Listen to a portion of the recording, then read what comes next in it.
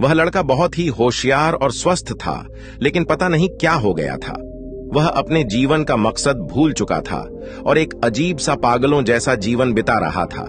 वह दिन भर अपना समय बर्बाद करता, सोता रहता और बेकार कामों में उलझा रहता।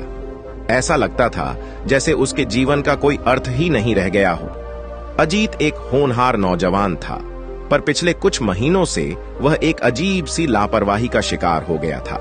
न उसे समय पर नहाने की चिंता थी, न ही खाने की कई गंदी आदतें उसने अपना ली थीं, और अपनी जिंदगी में कुछ भी विशेष करने की बजाय दूसरों के मामलों में ही उलझा रहता था।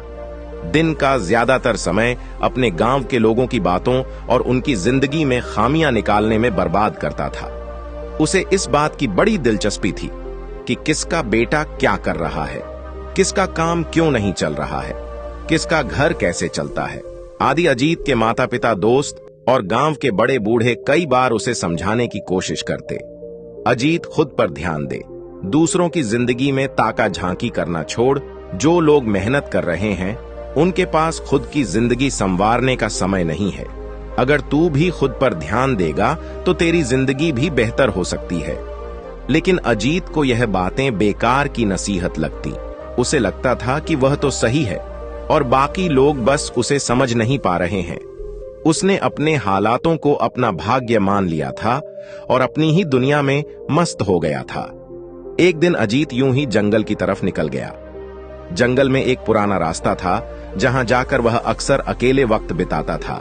लेकिन इस बार जैसे ही वह उस रास्ते से गुजर रहा था, अचानक उसका पैर फिसल गया और वह एक ढलान से लुढ़कते हुए नीचे जा गिरा। उसका सिर चोटिल हो गया और उसके पैर में भी गहरी चोट आई। अजीत दर्द से कराहते हुए वहीं बैठा था जब उसने एक सफेद कपड़े पहने हुए बूढ़े व्यक्ति को अपनी ओर आते देखा। वे एक महात्मा थे जो जंगल में एकांत वास करते थे। महात्मा ने उसकी हालत देखी और उसे सहारा देकर उठाया। उन्होंने बड़े ही प्यार से उसकी चोट को देखा और कहा, बेटा, ये चोट तुम्हें कुछ सिखाने के लिए है।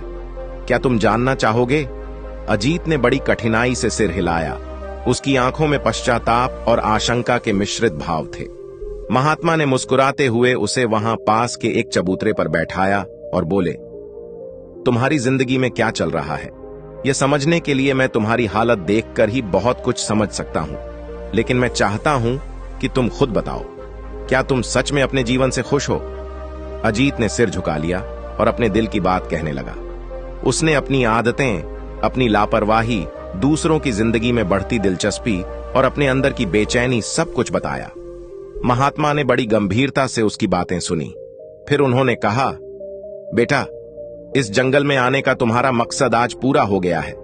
तुम्हें जो चाहिए था वह आज मैं तुम्हें दे सकता हूं, पर याद रखना, असली बदलाव तब आएगा जब तुम खुद पर ध्यान देना शुरू करोगे। महात्मा ने अजीत को जमीन पर पड़ी एक सूखी लकड़ी उठाकर दी, जिसका बाहरी हिस्सा थोड़ा सड़ा हुआ और उबड़ खाबड़ था। लकड़ी पर धूल और गंदगी जमी थी और उसकी छाल झड़ रही थी। महात्मा ने लकड़ी को अजीत के हाथ में रखते हुए कहा, देखो बेटा, ये लकड़ी यूं ही जंगल में पड़ी रही तो इसे ना कोई काम आएगा, ना इसे कोई महत्व देगा। इसका इस्तेमाल करने वाला कोई नहीं होगा, क्योंकि यह अभी किसी के काम की नहीं है। अजीत ने हैरानी से उस लकड़ी को देखा, जो बिल्कुल साधारण और फालतू लग रही थी। उसने सोचा कि आखिर महात्मा उसे यह लकड़ी क्यों दिखा रहे हैं और इसका उसकी जिंदगी से क्या संबंध हो सकता है। महात्मा ने उसकी उलझन को समझते हुए आगे कहा, अगर इस लकड़ी को तराशा जाए तो इसे नुकीला और मजबूत बनाया जा सकता है। अगर इसे सही तरीके से गढ़ा जाए तो यह तीर बन सकती है, जिससे शिकार किया जा सकता है, या इसे एक ऐसा औजार बनाया जा सकता है जो लोगों के काम आए। महात्मा ने उस लकड़ी के टुकड़े पर अपनी उंगलियों से घुमाते हुए समझाया, यह लकड़ी अभी सिर्फ एक जंगली टुकड़ा है। इसे देखकर कोई भी इसे फेंक सकता है, क्योंकि यह बेमतलब, बेकार और बिना किसी आकार की है। लेकिन जब इसे कोई कारीगर अपने हाथों से तराशता है तो यह एक एक नई पहचान पाती है। इसके उबड़ खाबड़ किनारों को काटकर उसे नुकीला और सटीक आकार देने के बाद यह किसी भी चीज को चीरने या काटने में सक्षम हो जाती है। तब यह केवल एक बेकार लकड़ी का टुकड़ा नहीं रह जाती, बल्कि एक उपयोगी औजार बन जाती है, जिसे लोग संजीदगी से लेते हैं। अजीत इस बात को ध्यान से सुन रहा था। और अब उसे धीरे धीरे समझ में आने लगा कि महात्मा उसकी जिंदगी की तुलना इस लकड़ी से क्यों कर रहे थे। महात्मा ने देखा कि अजीत के चेहरे पर अब गंभीरता के भाव आ रहे हैं। फिर उन्होंने अपनी बात को और गहराई से समझाने के लिए कहा, ठीक इसी तरह तुम्हारी जिंदगी भी इस बेढब लकड़ी की तरह है। तुम में काबिलियत है, तुम्हारे पास बुद्धि है, तुम मजबूत हो, लेकिन सिर्फ बाहरी तौर पर तुम्हारा जीवन अधूरा और असंवारा हुआ है। तुम खुद पर ध्यान नहीं देते, ना ही अपने समय और सामर्थ्य को सही दिशा में लगाते हो। इसलिए जैसे यह लकड़ी बेकार पड़ी थी, वैसे ही तुम्हारी जिंदगी भी बेमकसद हो गई है। महात्मा की बातों का असर अजीत पर गहरा पड़ने लगा। उसे महसूस हुआ कि जैसे यह लकड़ी बिना आकार के सिर्फ एक जंगल का हिस्सा बनी रहती है, वैसे ही उसकी जिंदगी भी बिना किसी दिशा के बह रही थी। उसने अपनी क्षमताओं का कभी सही इस्तेमाल नहीं किया था और ना ही खुद को संवारने में कोई मेहनत की थी। उसका समय दूसरों की बातों में उलझने में ही गुजर रहा था और अपनी ताकत का एहसास उसे कभी हुआ ही नहीं। महात्मा ने अपनी बात को समझाने के लिए फिर से उदाहरण दिया। सोचो, अगर एक साधारण सा लोहे का टुकड़ा किसी जगह यूं ही पड़ा रहे तो उसका क्या होगा? वह लोहे का टुकड़ा सिर्फ एक साधारण धातु होगा जिसे शायद जंग लग जाए, जो धीरे धीरे सड़ने लगे और जो किसी के काम ना आ सके। लेकिन अगर उस लोहे को गर्म करके पीटकर और धार देकर उसे तलवार की शक्ल दे दी जाए तो वही साधारण सा लोहे का टुकड़ा एक धारदार हथियार बन सकता है। वह न केवल किसी के हाथों में सुरक्षा का प्रतीक बन सकता है, बल्कि उससे बड़ी बड़ी चीजें भी काटी जा सकती हैं। उसकी धार का सम्मान होगा, उसका महत्व होगा। महात्मा की बातों से अजीत को यह बात समझ में आने लगी थी कि उसे भी अपनी जिंदगी को एक उद्देश्य और एक दिशा देने की जरूरत थी। उसे खुद पर ध्यान देना था, खुद को तराशना था, ताकि वह एक ऐसी हस्ती बन सके जिसे लोग महत्व दें और जिससे किसी का जीवन बेहतर हो सके। महात्मा ने कहा, तुम्हारी जिंदगी में भी एक आकार, एक दिशा चाहिए। बिना उद्देश्य के जीते रहने से तुम एक ऐसे इंसान बन जाओगे जिसे कोई याद नहीं करेगा, क्योंकि उसने अपनी क्षमताओं का सही उपयोग नहीं किया। फिर महात्मा ने अजीत की ओर देखकर गंभीरता से कहा, तुम्हारी जिंदगी तब तक बेकार है जब तक तुम इसे आकार नहीं देते, इसे सही दिशा में डालते नहीं। तुम्हें खुद को एक मजबूत इंसान बनाना होगा, जिसके पास ज्ञान हो, धैर्य हो और उद्देश्य हो। अपने भीतर की कमियों को पहचान कर, अपनी आदतों को सुधार कर तुम भी खुद को गढ़ सकते हो। और जब तुम खुद पर ध्यान दोगे, खुद को बेहतर बनाने की कोशिश करोगे, तो तुम एक साधारण इंसान से एक ऐसे इंसान बन सकते हो जो समाज में अपनी जगह बना सके। अजीत के लिए महात्मा की यह बातें जीवन का एक नया दृष्टिकोण लेकर आई। वह समझ गया कि जैसे लकड़ी और लोहा तराशे बिना किसी काम के नहीं, वैसे ही खुद पर मेहनत और ध्यान दिए बिना वह भी कुछ नहीं कर पाएगा। उसने ठान लिया कि वह अब दूसरों की जिंदगी से दूर रहकर खुद पर ध्यान देगा, अपने अंदर की खूबियों को पहचान कर उन्हें निखारने की कोशिश करेगा। महात्मा ने अजीत को उसकी जिंदगी में सुधार लाने के लिए एक कठिन काम दिया। यह काम दिखने में आसान था, लेकिन इसके लिए एकाग्रता और पूर्ण ध्यान की आवश्यकता थी। महात्मा ने अजीत को एक खास लकड़ी का टुकड़ा दिया और उसे आदेश दिया कि वह इसे महीन और सुडोल आकार में तराशे। साथ ही महात्मा ने उसे समय की पाबंदी भी दी और कहा कि वह इस काम को पूरी मेहनत और समर्पण के साथ करे। अजीत ने उत्साह से काम शुरू किया, लेकिन कुछ ही समय बाद उसका मन इधर उधर भटकने लगा। कभी वह सोचता कि गांव के लोग क्या कर रहे होंगे, कभी उसे अपने दोस्तों की बातें याद आती तो कभी वह आसपास की आवाजों की ओर ध्यान देने लगता। उसकी एकाग्रता भंग हो गई और उसका मन हर ओर दौड़ने लगा। वह काम तो करता रहा, लेकिन उसका ध्यान पूरी तरह से काम पर नहीं था। वह लकड़ी को सही ढंग से तराशने की कोशिश करता, पर ध्यान भटकने की वजह से उसका हाथ फिसल जाता और काम बिगड़ने लगता। आखिरकार लकड़ी का टुकड़ा सुडोल होने के बजाय असमान आकार का रह गया। अगले दिन जब महात्मा आए और उन्होंने अजीत का काम देखा तो वे नाराज हो गए। उन्होंने कड़ी आवाज में कहा, अजीत, यह क्या किया तुमने? तुमसे एक साधारण सा काम नहीं हो सका। जब मैंने तुम्हें यह काम दिया था तो कहा था कि इसे पूरे मन से करना, पर तुमने इसमें दिलचस्पी ही नहीं दिखाई। तुम्हारा मन इस काम में नहीं था। और इसका नतीजा यह हुआ कि तुमने इसे अधूरा और बेमतलब बना दिया। महात्मा की डांट से अजीत को झटका लगा।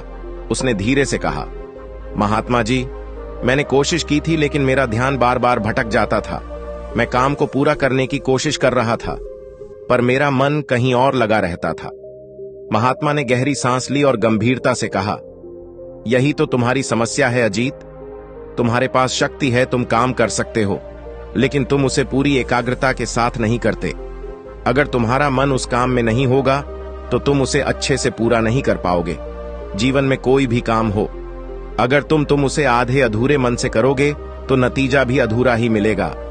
महात्मा ने आगे समझाते हुए कहा, जब तुम किसी काम में अपने मन को पूरी तरह से नहीं लगाते तो तुम्हारी ऊर्जा बिखर जाती है, ध्यान भटका हुआ रहता है और इस वजह से तुम अपने काम को कुशलता से नहीं कर पाते।